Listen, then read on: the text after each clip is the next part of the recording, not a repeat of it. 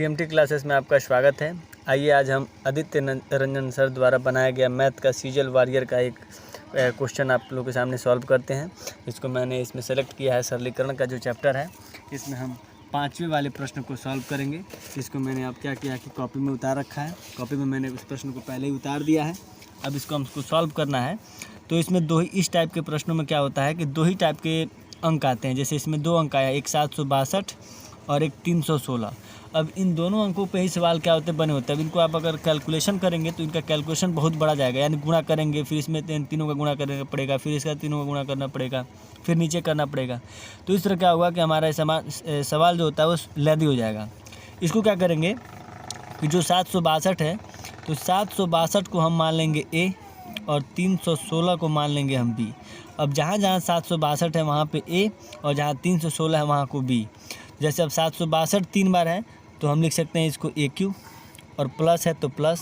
316 3 बार है तो बी को मान लेंगे हम, 316 को बी माने ही है तो ये हो जाएगा बी क्यू। नीचे क्या होगा कि 762 2 बार है तो ये हो जाएगा ए स्क्वायर, फिर माइनस है तो माइनस। 762 एक बार है तो ए, 316 एक बार है तो बी। फिर हम आगे और बढ़ेंगे, फिर प्लस है तो प्लस। अब 316 2 बार है तो बी स्क्वायर। अब हमें A cube plus B cube अब आया है तो इसके सूत्र के जब हम लिख सकते हैं कि A plus B, A cube plus B का सूत्र होता है A plus B, A square minus A B plus B square.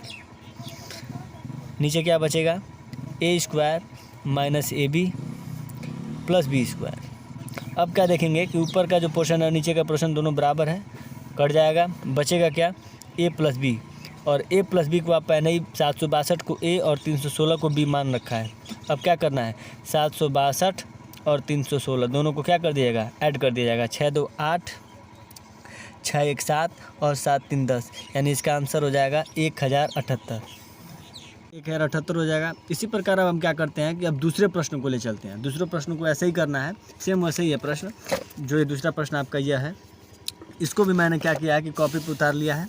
अब कॉपी पर उतार लिया, इसको सॉल्व करने के लिए फिर क्या करेंगे, फिर उसी तरह कि अब इसमें 2 अंक हैं, एक 428 है और एक 348 है। फिर हम क्या करेंगे कि 428 को हम ए मान लेंगे और 348 को हम बी मान लेंगे। अब 428 को ए मानेंगे है तो ये 428 कितना है, 3 है, तो इसको हम लिख लेंगे ए क्यू। फिर उसी तरह जिस तरह पहले प्रश्न को हमने किया था, फिर अब 348 को हम बी माने हैं तो ये भी 3 है तो ये हो जाएगा बी क्यू। फिर नीचे आएंगे तो 428 2 बार है तो ये ए स्क्वायर, माइनस है तो माइनस, ये ए 428 को ए माने हैं तो ये हो जाएगा ए, और 348 को बी माने हैं तो बी, यानी गुणा तो ए बी।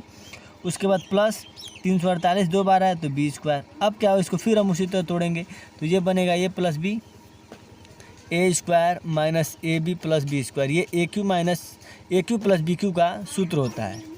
फिर अब ये नीचे बचेगा A square minus A B plus B square. फिर इससे ये कटेगा, बचेगा क्या, ए प्लस बी। अब ए प्लस बी बचा है तो ए प्लस बी का आपने पहले मान ही रखा है, यानी 428 और 348। अब इन सबको जोड़ेंगे, 8 8 16 का 6 यहाँ से ले 4 2 6 6 1 7 और 4 3 7, 776, यानी इसका आंसर हो जाएगा। अब इसी प्रकार आप क्या कीजिए कि मुझे 11 नंबर प्रश्न को सॉल्व करके कमेंट बॉक्स में इसका आंसर मुझे दीजिए और डीएमटी क्लासेस को सब्सक्राइब कीजिए।